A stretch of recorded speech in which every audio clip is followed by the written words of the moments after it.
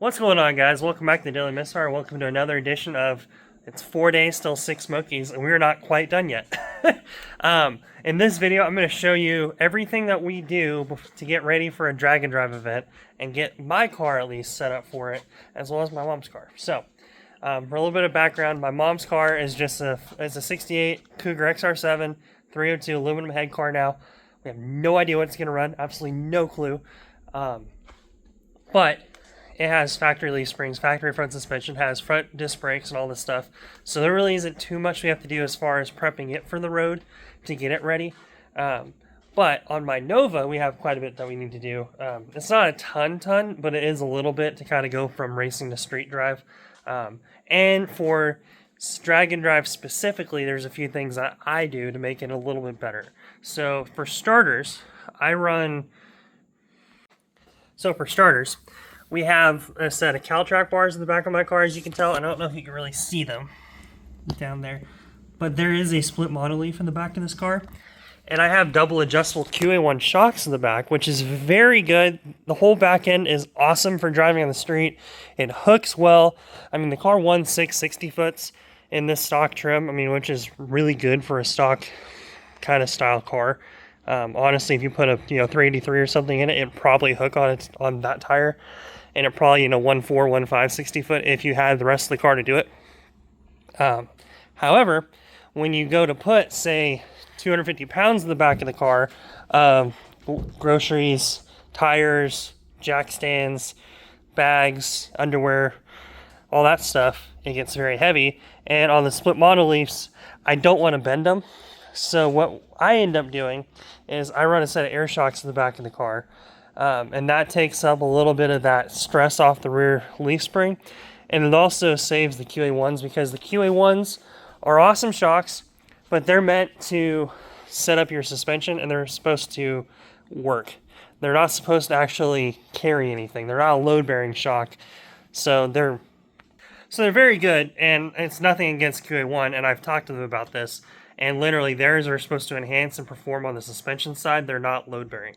So with the combination of the CalTrack bar with the split mono with the QA1s, it's very good. But if you put a lot of weight in the back of the car, it's probably not the best thing for it, especially over 900 miles. It's probably fine. You could probably run it and it'd be great.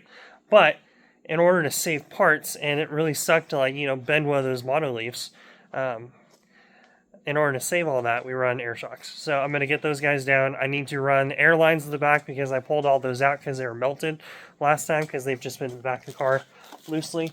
Wherever they are, they're somewhere hiding. But that's pretty much all I have to do to the back of this car to get it changed over from street drive to race driving, is just switch the shocks. And then we switch tires, obviously. And then I also uncork the exhaust in this car, because then it goes open header, which, again, you don't have to do that, but if you have, say, a quiet exhaust and you have a long, full exhaust, which honestly, at this point in this car, I probably don't need to. But if you had, say, a full exhaust car, had 3-inch Flowmasters, stuff like that, you're going to be racing against guys that are open header, and when you're doing your burnout and stuff, you have no idea if your engine's actually on or not. So you're like looking at the tach going, it's moving. I assume I'm driving. I assume I'm doing a burnout, and then you see big smoke coming out behind you, and you're like, okay, we're good. So I got to switch over the air shocks. I'll get all that stuff set up, because Saturday we are going to be driving the cars to Huntsville. So today's Tuesday. We have 3 or 4 days to get all that together and ready to rock and roll. I'm also dealing with a slight water leak coming out of the thermostat housing. That boy right there. And I just put new carb gaskets on the phenolic spacer, because even though it says you don't need carb spacer or carb gaskets on it, I threw it on there because I think we were having a slight vacuum leak. So theoretically, that should fix everything. It should make it a lot better. And we will go from there, though. So we'll test all that here in a little bit. I'm letting the RTV that I put in the thermostat housing set, kind of letting everything kind of set, and then I'll start it here in a little bit, and we'll see where that goes from. So I forgot to do a cold start, but fixed. It's not doing any weird cycling shit. Pardon my French. It's just sitting there and idling. And it's not going 1200 RPM, 400 RPM, 1100, 550, 1050, 450. It's just sitting. at whatever that is, 850, which is right where I have it set. It sounds good.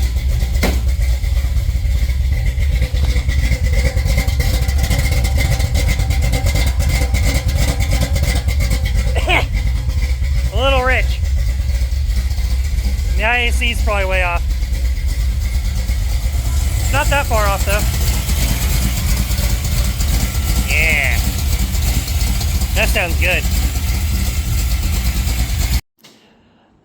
Okay, I lied just a little bit. You are not seeing this Wednesday, you're seeing this Thursday, and now there's 2 days and change until we go to Six Smokies. And I am getting air shocks in the car right this minute. Cool ones are out. The air shocks are mounted underneath the car, as you saw. They're underneath. Now I gotta run all the air lines, which isn't that big of a deal. But if you've never ran air shocks before, they're super, super simple to run.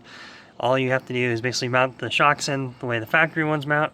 Then you run these air lines through them. You connect them, make sure you're not near any exhaust, and then you find a spot to put this guy right here, which that is the split right here. You can see the little split and an air chuck, and that's how you get air to the back of the shocks. And you can basically put as much or as little air as you want in the car. So that's just one little thing you do. I gotta get a lot of zip ties in, and I gotta get those things routed. One goes this way and around, and the other one's gonna go kind of like that way.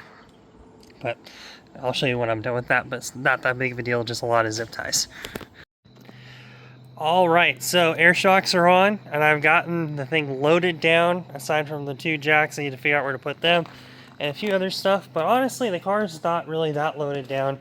I have a lot of air in the back tire, or those air shocks right now. There's a few little things I need to get in the back. I gotta get like this kind of stuff put somewhere. We also need to get the scooter put somewhere. We got an electric scooter. You can see it over there. It's probably going to go in the back seat underneath our backpacks and stuff, full of our older stuff. But we're very close as far as all that goes. Like I said, with the airlines, I don't know how well you can see. So right here, there's the little fitting right there. That's the air chuck. Then the airlines, you can kind of see one right here. They're zip tied is all they are. Kind of down that way. The other ones are going down that way. I'll put some road miles on it just to make sure tomorrow. But everything underneath should be good to go. I don't think there's a whole lot more I need to do. I may end up replacing this right here because this is the wire's pretty loose. I may end up changing that before we go because I don't know if I like that a whole lot, how much that moves. Because this one doesn't move nearly as much. That one doesn't move nearly as much.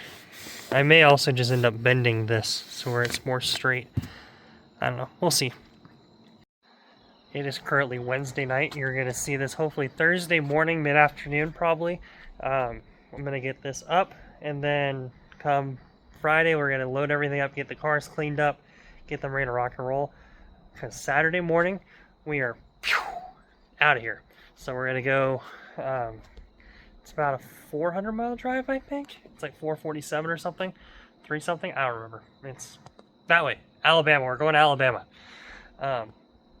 Yeah, so we're going that way. We're going to meet up with our buddies Jake and Mike over at Shift Points on Saturday morning. We're going to meet them somewhere in Danridge over at a Waffle House. That's the plan right now. And then after that, cruise through Chattanooga, cruise down through the mountains kind of that way, and it should be a really beautiful drive, and you're going to see all that on a future video, hopefully this weekend. So I'm going to try, like I said before, we're going to try to post every day, every night if we can, as long as the internet works with us and everything's good. We don't have Tesla, Elon Musk. We don't have any kind of SpaceX stuff with us, but it should be good. So with that, I will see you guys later. Be sure to like and subscribe. Follow along as we keep doing stuff like this, and be sure to check out our merch on our website, thedailymisfire.com. Everything there helps, and everyone that's bought anything, I really appreciate you. The new t-shirts are sick. They look awesome. So be sure to check those out too. And with that, I will see you guys later. Peace.